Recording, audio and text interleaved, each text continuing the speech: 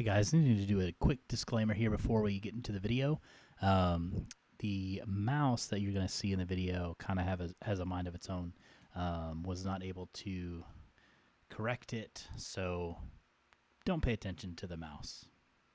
Welcome to our second video of part one of our MA tutorial series. Video one was just about getting started, show file management, things like that. This video, we're going to focus on our basically sequence management.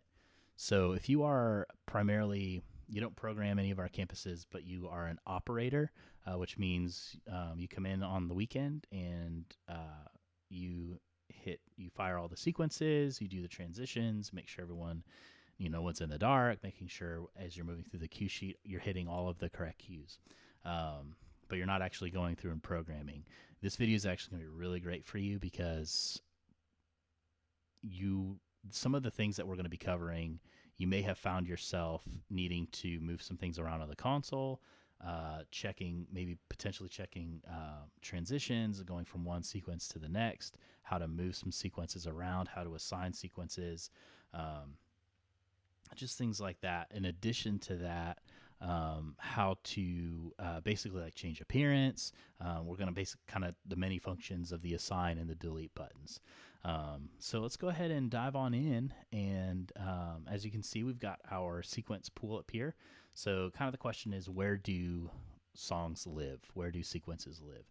And the answer is in a sequence pool. We've got essentially two views. We have on the left side here, we have sequence pool in kind of a just kind of traditional kind of tile view, and then we have a sheet view.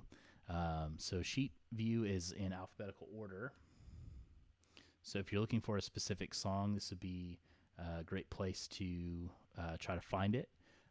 We also try to keep our sequence pools organized, and this is some of the new standards that are going to be coming down the pipe that we will be implementing. So we've got temp down here, songs, weekend, hits, busking, and then we have an archive.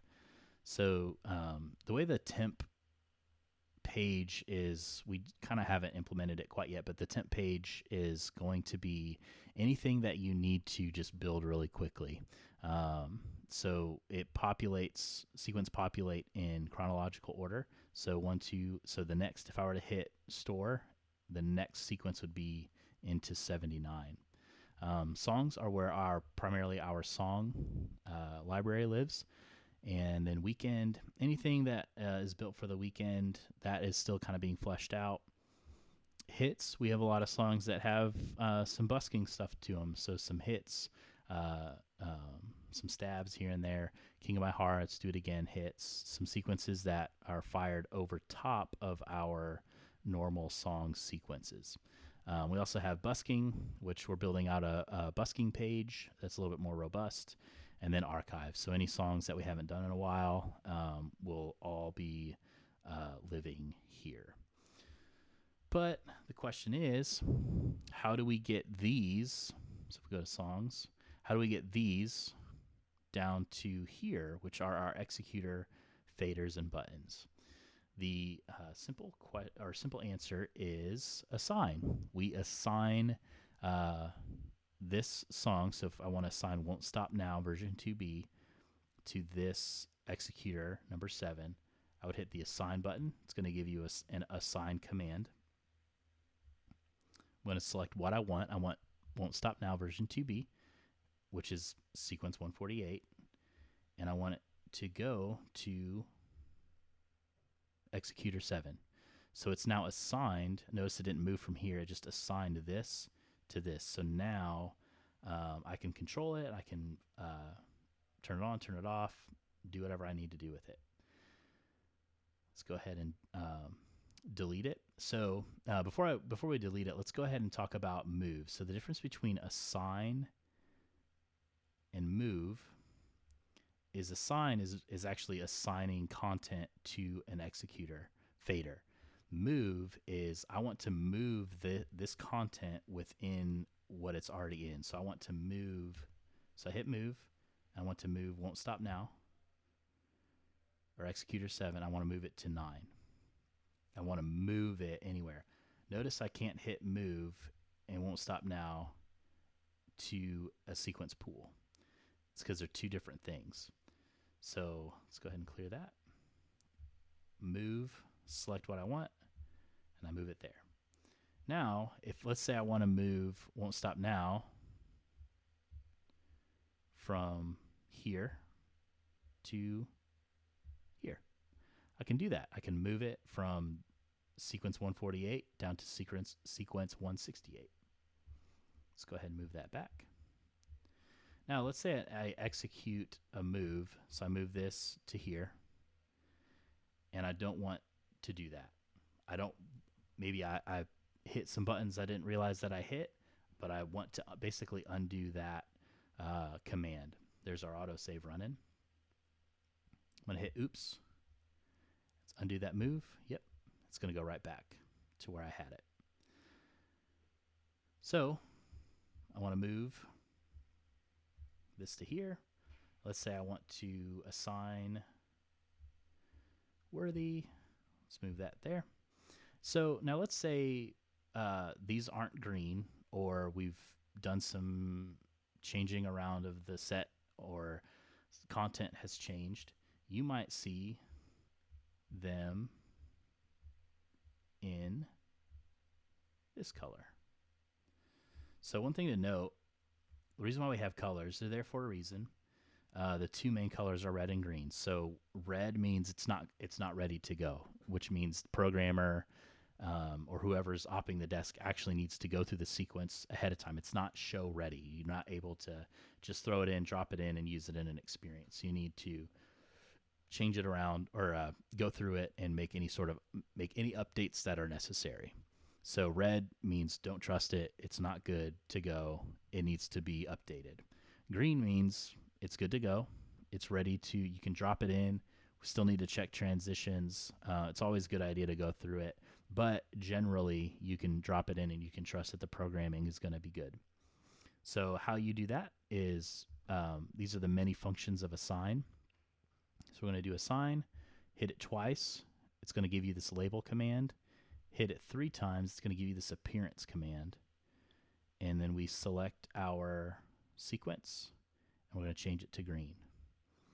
You don't have to assign a sequence to an executor to do that.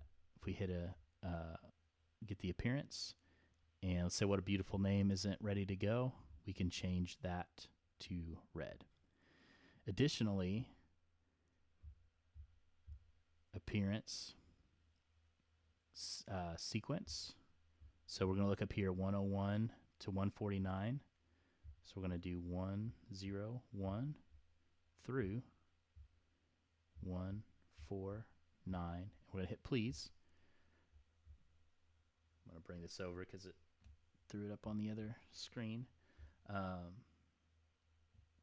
Basically, I can't pull it over to the other screen, but it's going to pull up a swatchbook appearance just like we've been seeing.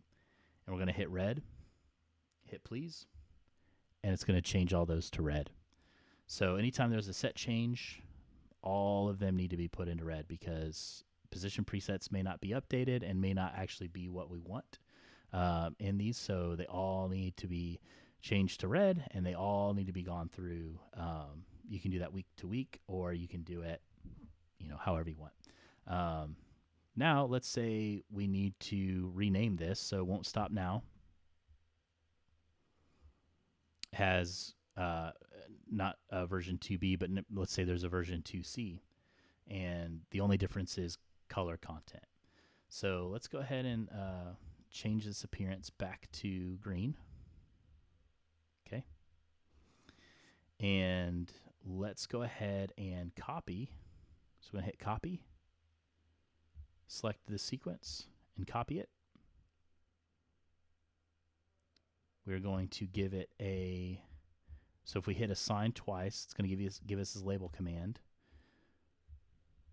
And it's going to pull this pop-up. And we're going to change it to version 2C. Version 2C. Won't Stop Now version 2C. What we need to do is we need to change it to red because it's not good to go. And then now we can go ahead and assign this sequence to this executor fader. And now we can start making the necessary changes and tweaks. So it's kind of a somewhat of a deep dive into certain things, but it talks about our assign button, the several different functions that it has, as well as how to move things around and how to assign sequences to executor faders, as well as how to move items around in the executor. Hope this was helpful. This is second video, just talking about sequences, the ins and outs of them, and hope now you know how to assign and move some things around.